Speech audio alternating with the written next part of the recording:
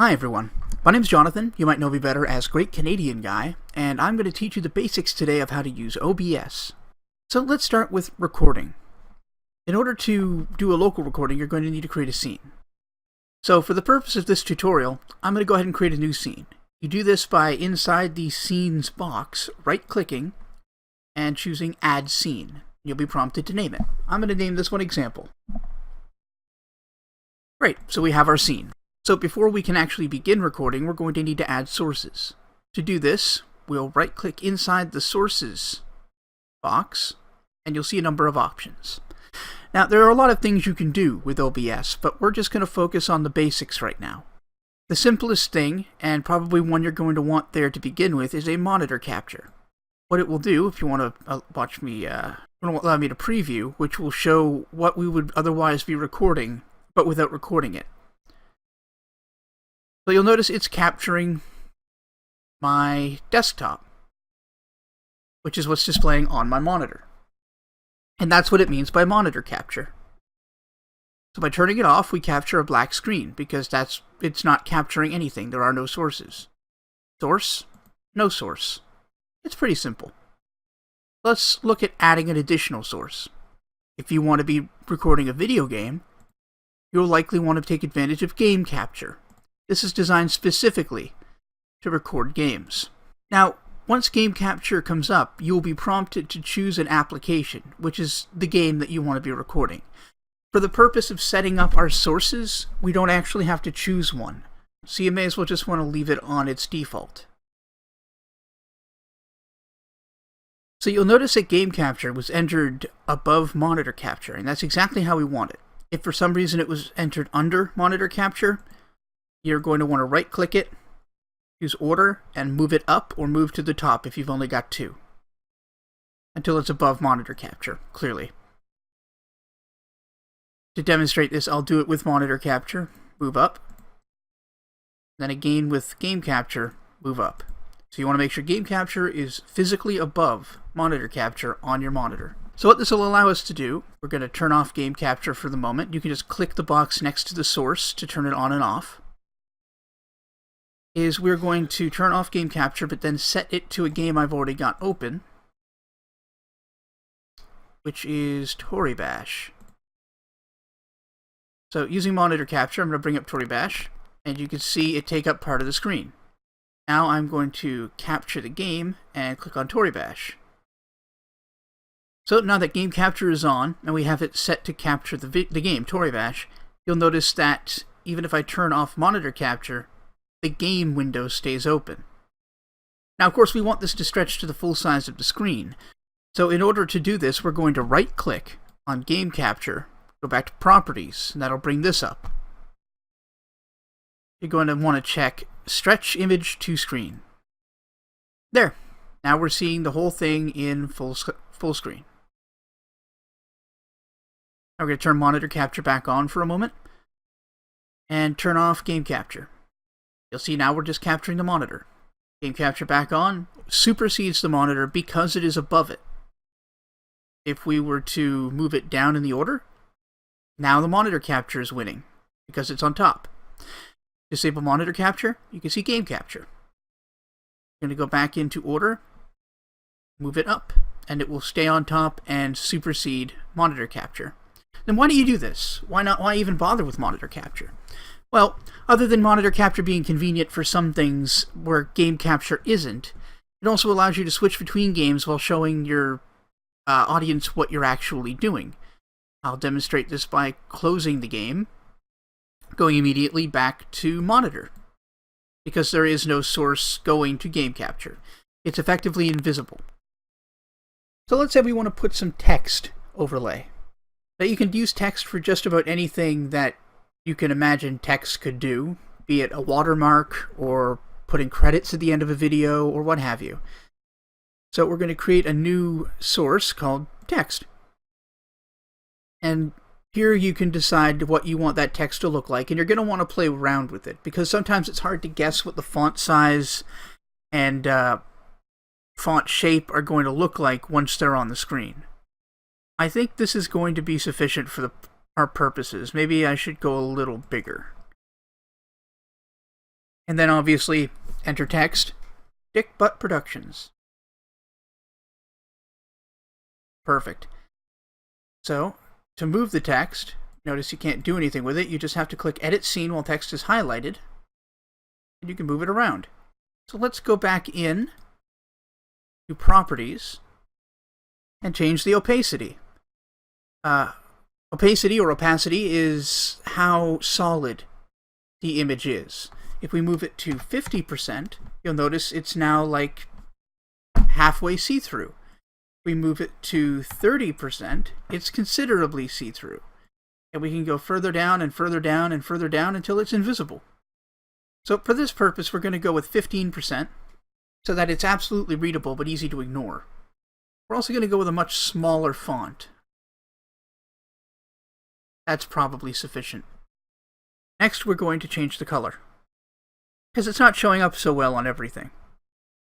You want to choose a color that will show up nicely on just about any background. But we're going to go with this nice little green.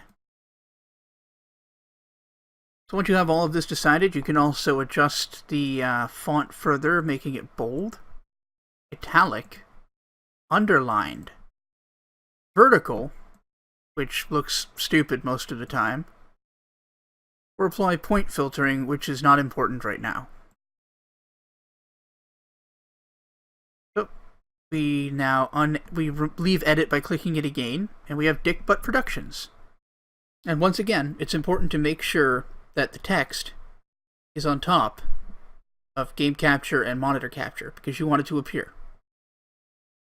So let's say you want to add a webcam, record your face while you're playing. You can do this by adding a source for video capture device. We're just going to name it webcam. So you'll see the devices that you have hooked up that are valid video capture devices, and you'll be given a number of different options, including the ability to go to your device's own configuration screen.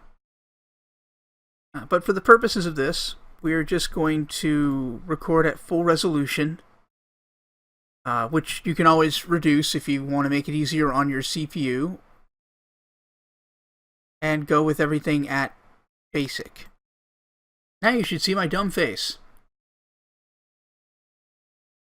You have to decide how large you're going to want that, because that's a little bit obtrusive. Can't really see the game. We're going to highlight webcam, hit Edit Scene, just like this, until we see the red outline. And then just click on the edge and drag. And it should hold its aspect ratio, which is actually pretty great. That's a pretty good size. And then we're going to want to put it down here. Or up here. Or anywhere, really.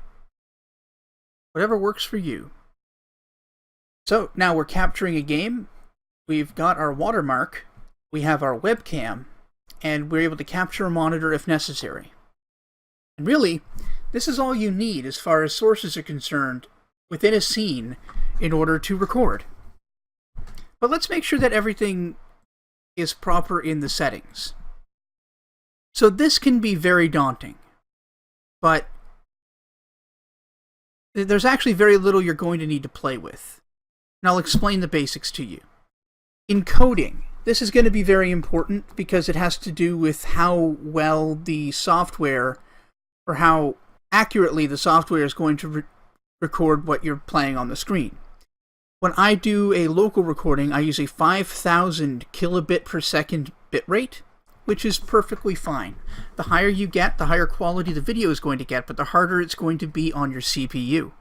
So you might want to take it easy in that respect. You'll see a number of other options up here, but by and large, you don't want to mess with them, especially audio encoding.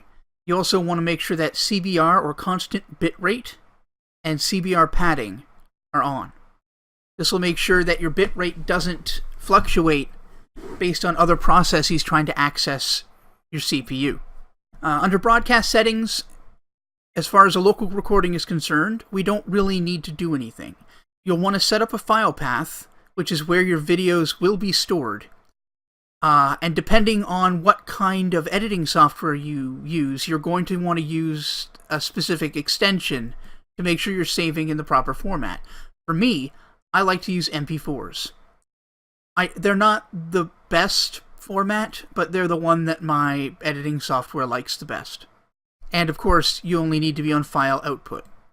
Under video, you're going to want to leave this either on monitor, which will be just your default resolution, or on custom at your default resolution. There's really no reason to record your base resolution lower than your existing resolution, and certainly never higher. If you find that encoding is too odorous for your system, you can always downscale, which will record it as it is, but then scale it down to a different aspect ratio, making it a little easier to encode. By and large, you won't need to worry about that when you're local recording. For audio, it's very important to make sure that your audio devices are the way you want them. You'll want to make sure your microphone is selected specifically. I do not recommend choosing default, because the default changes depending on what drivers say what and your other decisions, and probably sorcery. So for me, it's my actual Blue Snowball microphone sitting in front of my face. And then your desktop audio device is the device it's going to actually record audio coming from. So for me, it's headphones using an audio jack, which it just refers to as my speakers. You're going to want to make sure that your headphones are the things that are chosen, the ones that you're going to be using, because whatever audio comes out of those headphones is what it's going to capture. Or rather, whatever audio comes out of the desktop audio device is what it's going to capture. And that's all you really need to know about settings as far as the basics of doing a local recording. But how does streaming work? Well, let's go back into settings, because you can't use exactly the same setup to do streaming as you can local recording. That being said, you can record locally with the same setup you use for streaming. It just might not be ideal. For this, the first thing you want to do is go back to broadcast settings and choose live stream. Once live stream is chosen, you'll see a big old warning here telling you that things are not the way they should be. And we're going to get back to that in a moment. But first of all, we're going to need to make sure we've chosen the right streaming service. But most of us are going to be using Twitch. You can also access YouTube Gaming, Dailymotion, Hitbox, what have you. But we're going to go with Twitch. In order to actually connect to Twitch and stream to the right channel, you'll need your play path or stream key.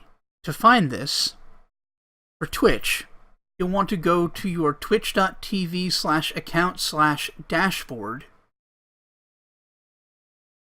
which is where you do all of your management and host your streams. So from your dashboard, starting on the live channel, you want to go down to Settings. Under Settings, at the very top, you'll see Stream Key. Now, I'm going to bring it up, but I'll make sure to obscure it in the video proper. And it'll even warn you to never share your stream key with anyone or show it on a stream, because anyone who has this can stream to your channel. So from here, you'll highlight it, return to OBS, copy and paste it right into here. Then you'll want to make sure you hit apply, otherwise it won't be saved. And of course, the rest of this you don't really need to worry about for now. Now, of course, it's warning you that your settings aren't correct, but instead of letting it optimize our settings automatically, which you can absolutely do, we're going to do it manually. Now back to encoding. You may remember that I had my bit rate at 5,000 kilobits per second. That's considerably more than most internet connections have to spare when it comes to streaming. Now, Twitch recommends 3,500 as a bit rate. I would recommend 3,000, if only so that people who have less powerful connections can still view your videos without a whole lot of buffering. Of course, this is going to be a personal choice, and 3,500 would look better than 3,000. And if you still have trouble at 3,000, for instance, if your own internet connection can't seem to handle that, or if your CPU can't handle encoding at that rate while you're streaming, you can go down to as low as 2,000 and still have a respectable stream quality. But something closer to 3,000 is definitely better. So with those settings in place, you'll notice that Start Streaming and Start Recording are now both available options. So, with this page up, all you need to do is hit Start Streaming, Wait a few moments, and you'll see the stream of your screen appear here under video preview. It'll alert your followers, and you can just get to it. Hopefully this was intuitive enough for you to get started with your recording and streaming. And if you have any questions, feel free to leave comments. Thank you very much. Take care.